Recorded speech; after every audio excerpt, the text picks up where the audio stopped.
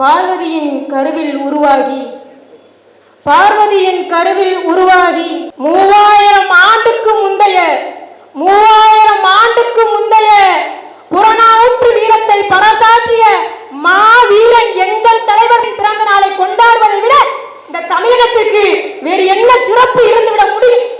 அறிவார்ந்த மக்களே, இங்கு எல்லாரும் சொல்றாங்க தமிழக தலைவர் என்று தன்னை அடையாளப்படுத்த வேண்டும் என்று ஒரு கூட்டம் வேலை செய்யுது.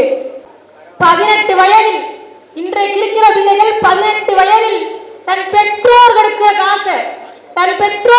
காசை பாக்கெட்ல வச்சுக்கிட்டு காதலிக்கு ரோஜா பூ வாங்கி கொடுக்கலாமா, காதலிக்கு என்ன பரிசு வாங்கி கொடுக்கலாம் என்று நினைத்துக் கொண்டிருந்த போது 150 ரூபாயை சேமித்து வைத்து தன் இனத்திற்கு துப்பாக்கி வாங்கியவர் எங்கள் தலைவர் மேலது. அதனால்தான் அவர் தலைவர். அவர்தான் தலைவராக இருக்க தகுதி பெற்றவர். இந்திரா காந்தி அம்மையார் அழைத்து உங்களுக்கு நாங்கள் எப்படி ஈழம் பெற்றுத் தர வேண்டும் என்று கேட்டபோது நீங்கள் எந்த உதவியும் செய்ய வேண்டாம், எங்கள் நாட்டை நாங்களே கட்டமைத்துக் கொள்கிறோம் என்று சொன்னான் அல்லவா? அதற்கு பேர் தான் தலைமை பண்பு. அதுதான் தலைவருக்குரிய அடையாளம். தலைவர் என்கிற பொறுப்பு தானாக வர வேண்டும்.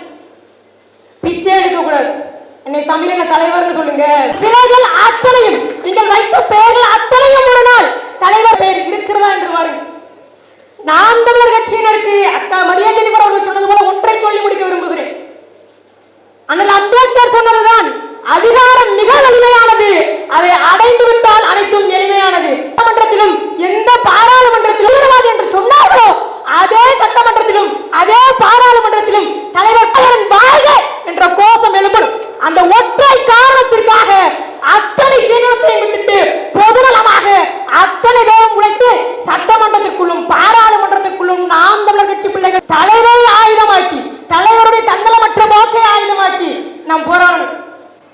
தன்னுடைய பிள்ளைகளுக்கெல்லாம் பதவி ஏற்றவர் தலைவரா அல்லது தன்னுடைய பிள்ளைகளை எல்லாம் களத்தில் பலி கொடுத்த மாநிலம் தலைவரா என்கிற மாபெரும் யுத்தம் இங்கு நடந்துட்டு. இயற்கை தனக்கு தேவையானவற்றை அதுவே உருவாக்கி கொள்ளும் என்பது இந்த பரிமாணத்தின் விதி. அப்படியாக சில மரபுகளில் இறைமகன் அதிகமாக பாவம் தோன்றிய போது உலகத்தில் இறைமகன் தோன்றுவார் என்கிறது ஒரு மரபு.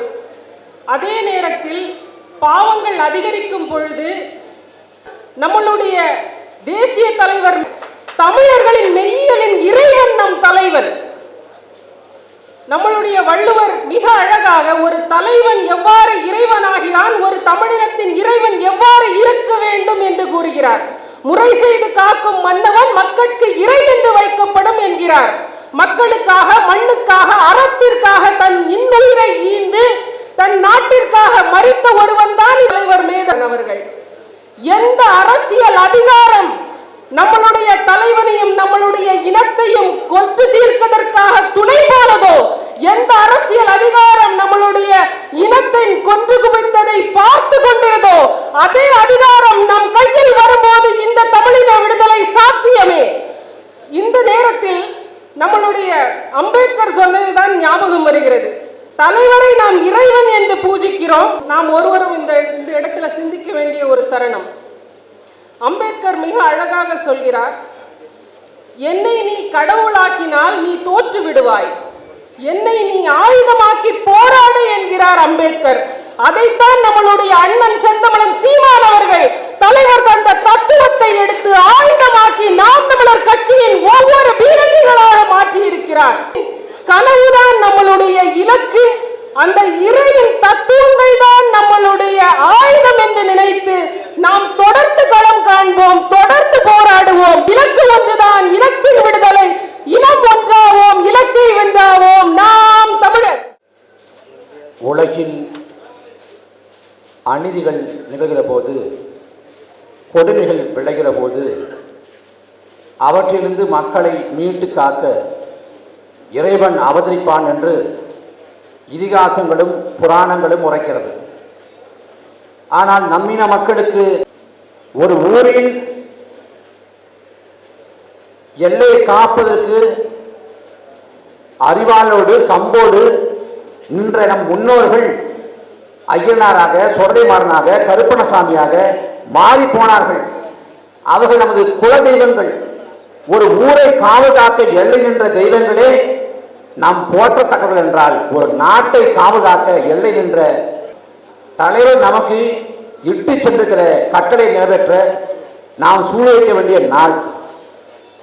தமிழ் தேசிய நத்தின் குணாதிசயங்களாக இருக்கக்கூடிய மானம், வீரம், அறம், கொடை, ஒழுக்கம், இது எல்லாவற்றையும் ஒருங்கே மேம்பட்ட தலைவராக நம்ம தலைவர் விளங்கினார்.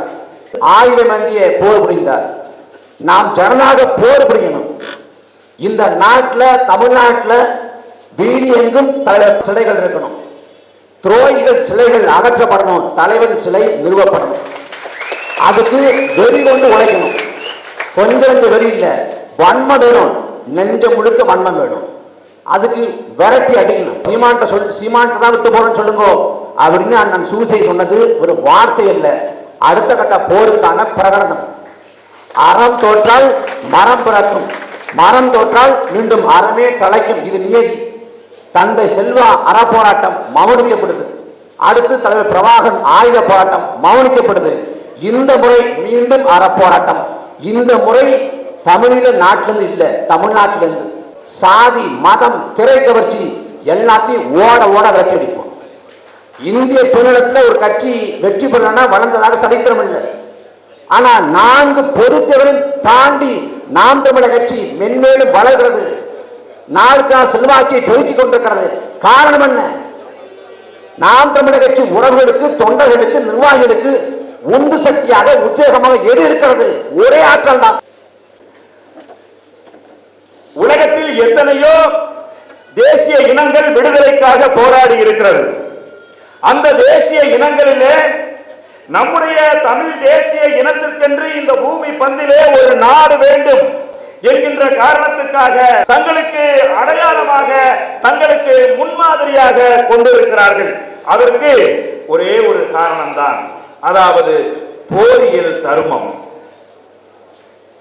தமிழர்களுடைய இலக்கியங்கள் சொல்லுகின்ற அகநானூறு, புறநானூறு என்று தமிழர்கள் தங்கள் வாழ்க்கையை 2ஆக பிரித்து தமிழர்கள் புறநானூற்றில் போரியல் தர்மம் குறித்து பேசியிருக்கிறார்கள். இங்கிருந்து அண்ணன் செந்தமிழன் சீமான் அவர்கள் நாகாலாந்துக்கு ஒரு 4 ஆண்டுகளுக்கு முன்னாடி அனுப்பியிருந்தார். அந்த நாகாலாந்திலே இருக்கிற நாகா கூட்டரசு படையினுடைய தலைவர் என்னிடம் பேசுகின்ற போது அவர் சொன்னார், நான் இப்ப என்னுடைய படையணியை புதிதாக வடிவமைத்திருக்கிறேன். என் படையணியில் 35,000 பேர் இருக்காங்க. உங்களுக்கு அறிமுகப்படுத்த வாங்கன்னு சொல்லி பெண்கள் படையணியை அவர் அறிமுகம் செய்தார். நீங்க நல்லா யோசிச்சு பாருங்க. எங்கோ ஒரு மூலையில ஒரு சின்னஞ்சிறிய நாட்டுல தன் இனத்தின் விடுதலைக்காக, தன் மக்கள் சுதந்திரமாக வாழ வேண்டும் என்பதற்காக, தன்னுடைய எதிர்கால சந்ததி அடிமைப்பட்டு கிடக்க கூடாது என்பதற்காக போராடிய ஒரு தலைவனை உலகம் பூரா தேசிய இன விடுதலைக்காக போராடி கொண்டிருப்பவர்கள் எல்லாம் சுத்த வீரனாக இந்த பூமியில இன்றைக்கு அறியப்பட்டிருக்கிறார். தனி மனிதர்களினுடைய வரலாறு தான் உலக வரலாறாக இன்றைக்கு இருக்கிறது. அலெக்சாண்டர் உலக வரலாற்றில் இடம்பெற்றிருக்கிறான். முசோலினி உலக வரலாற்றில் இடம்பெற்றிருக்கிறான். இது போல சேக்குவேரா உலக வரலாற்றில் இடம்பெற்றிருக்கிறான். பிடல் காஸ்ட்ரோ அது போல இன்றைக்கு உலக வரலாற்றில் அந்த நூற்றாண்டின் தவிர்க்க முடியாத மாவீரனாக பெருமையோடு அவருடைய பிறந்த நாளை கொண்டாடி கொண்டிருக்கிறது. கூறி விடைபெறுகிறேன். நன்றி, வணக்கம். நாம் தமிழர்.